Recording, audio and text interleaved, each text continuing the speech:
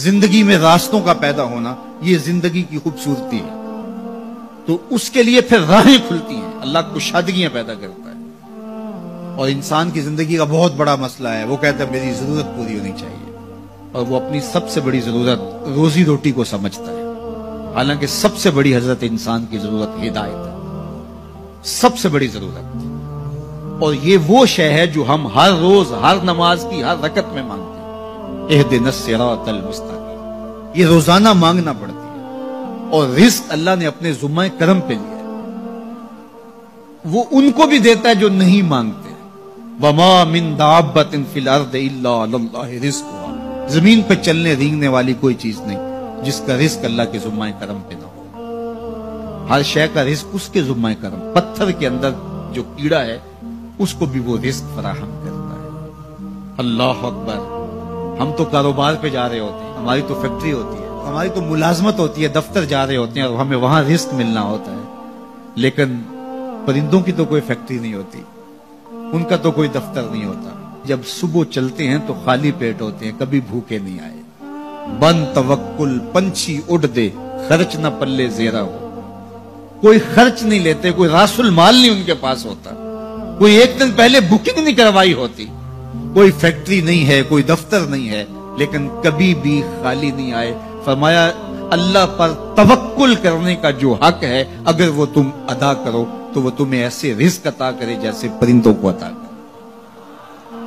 تو یہ بات ذہن میں رکھیے گا کہ رزق اللہ کا ذمہ کرم ہے، اس کے لیے ہمیں یہ حکم دیا ہے کہ ہم کاوش کریں، اس کے لیے راستے ڈھونڈیں، لیکن اس کو اپنے اوپر طاری کر لینا یہ دانش مندی نہیں ہے۔ تو اس لیے سب سے بڑی ضرورت حضرت انسان کی ہدایت۔ اب اگر تقوی اختیار کر لے بندہ تو پھر یہ سب سے بڑا مسئلہ جو انسان نے خود سمجھا ہوا ہے یہ خود بخود حل ہو جاتا ہے۔ وَمَن يَتَّقِ اللَّهَ يَجْعَل لَّهُ مَخْرَجًا، جو اللہ سے ڈرنے لگ جاتا ہے اللہ راستے کشادہ کر لیتا ہے۔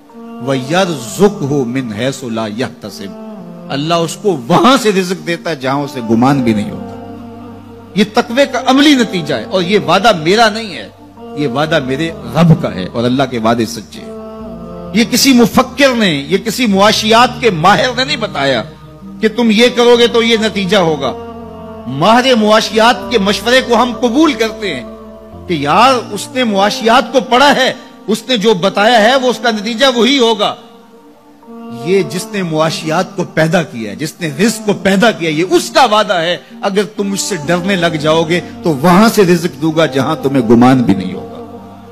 تو یہ تقوی کا عملی نتیجہ ہے۔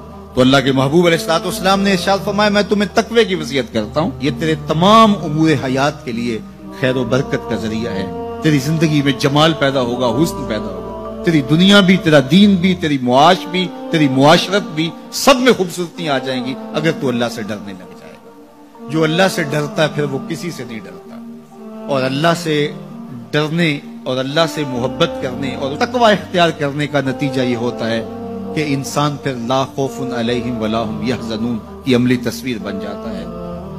اچھا، یہ ایک جامع بات تھی جو حضرت ابو ذر رضی اللہ تعالیٰ عنہ کو حضور نے بتائی، لیکن ان کی طلب تھی، موقع ملا تھا حضور کی چوکھٹ پہ حاضری کا، تو دامن طلب پھیلایا تھا، تو کہا اب مانگ رہے ہیں تو پھر کم کیوں مانگیں ہیں، آج وہ مائل بعطا اور بھی کچھ مانگ، تو آج پھر جھولی پھیلا لی اور کہا زدنی یا رسول اللہ صلی اللہ علیہ وسلم، حضور یہ تو عطا کیا لیکن مجھے کچھ اور بھی ارشاد کیجئے، میری جھولی میں کچھ اور بھی ڈال دیجئے۔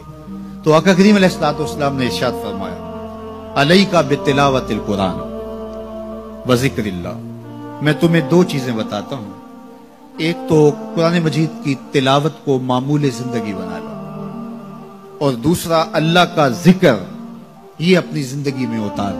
جب تم قرآن مجید کی تلاوت اور ذکر الہی شعار حیات بنا لو گے تو آسمان میں تیری باتیں ہوا کریں گے، اور زمین میں تیرے لیے روشنیاں پھیل جائیں گی، یہ تیرے لیے زمین میں نورانیت کا سبب ہوگا اور آسمان میں تیرا ذکر پھیل جائے گا۔ قرآن مجید کی تلاوت، قرآن مجید کے ساتھ شغف پیدا کیجئے اور اپنی زندگی کو قرآن مجید کے ساتھ جوڑ لیجئے۔